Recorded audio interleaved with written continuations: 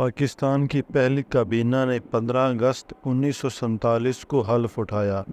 پاکستان کے پہلے governor general Quaid Azam محمد علی جناح نے کابینہ سے حلف لیا۔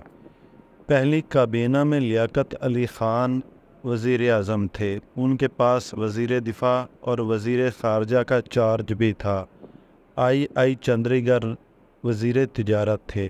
سردار عبدالرب نشتر وزیر مواصلات تھے۔ راجہ غضنفر علی خان وزیر خوراک اور زراعت تھے۔ ان کے پاس وزیر صحت کا چارج بھی تھا۔ جوگندر ناتھ منڈل وزیر قانون تھے۔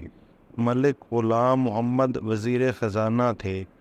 فضل الرحمان کے پاس داخلہ، اطلاعات اور تعلیم کی وزارت تھی۔